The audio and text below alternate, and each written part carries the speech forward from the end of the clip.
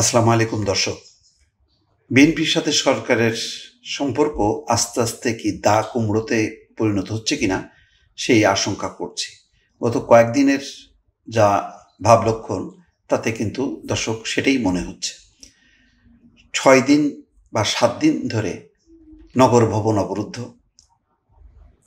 ছাত্রদল শাহবাগ থানা এসব এলাকায় লাগাতারভাবে আন্দোলন করছে তাদের নেতা শাহরিয়ার হত্যার বিচার দাবিতে এবং প্রকৃত অপরাধীদেরকে গ্রেপ্তার করার জন্য, এবং একই সঙ্গে তারা ভিসি এবং প্রক্টরের পদত্যাগ দাবি করছে।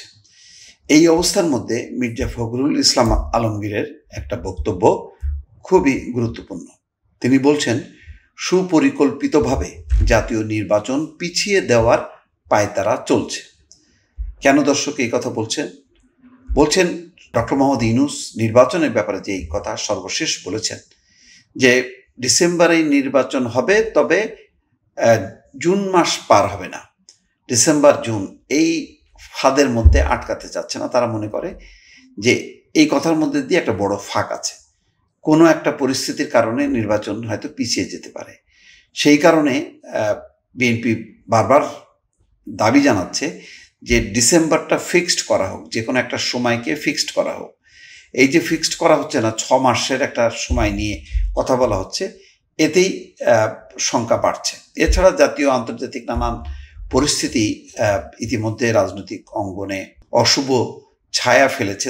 এর মধ্যে বন্দর, বিদেশিদেরকে বন্দর দেওয়া, মানবিক করিডোর দেওয়া রাখাইনে, এই ঘটনাগুলো বেশ আলোড়িত হচ্ছে। তার মানে দেশীয় রাজনীতির সাথে আন্তর্জাতিক রাজনীতি এখানে যুক্ত হয়েছে। মির্জা ফখরুল ইসলাম আলমগীর বলছেন, হাজার হাজার ছাত্র জনতার রক্তের বিনিময়ে গণতন্ত্রকে প্রতিষ্ঠা করার এবং সত্যিকার অর্থে ফ্যাসিবাদ মুক্ত নতুন বাংলাদেশ গঠন করার যে নতুন সম্ভাবনা সৃষ্টি হয়েছে, সেখানেও একটি কালো ছায়া এসে দাঁড়াচ্ছে।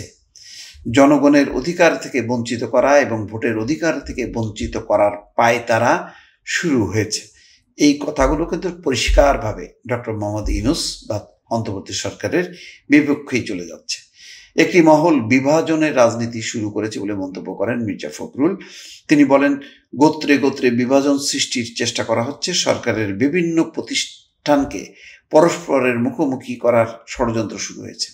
যেমন স্থানীয় সরকার বিভাগ ভার্সেস ইশরাকের মেয়র হওয়া নিয়ে যে পরিস্থিতি, তাতে আসিফ মাহমুদ সজীব ভুঁইয়া স্থানীয় সরকার উপদেষ্টার সাথে প্রকাশ্যে রীতিমতো বিরোধ চলছে গত 7-8 দিন থেকে। দেশকে অস্থিতিশীল করতে সরকারের মধ্যে অনুপ্রবেশ ঘটানো হয়েছে উল্লেখ করে বিএনপির মহাসচিব আরও বলেন, কিছু মানুষ যারা সরকারের মধ্যে অনুপ্রবেশ ঘটিয়ে বাংলাদেশকে ভিন্ন দিকে নেয়ার চেষ্টা করছে। এমন পরিস্থিতিতে দলের নেতা কর্মীকে সতর্ক অবস্থায় যে কোনো ষড়যন্ত্রের বিরুদ্ধে দাঁড়ানোর আহ্বান জানিয়েছেন মির্জা ফখরুল ইসলাম আলমগীর। তার মানে দর্শক বুঝতে পারছেন যে এই যে গত 2-3 দিন থেকে নানা রকম গুঞ্জন হচ্ছে, এটা হচ্ছে ওইটা হচ্ছে, যে কোনো মুহূর্তে একটা ঘটনা ঘটে যেতে পারে, সেই ব্যাপারেই তিনি কার্যত সতর্ক করছেন। দর্শক ভালো থাকবেন, আল্লাহ হাফেজ।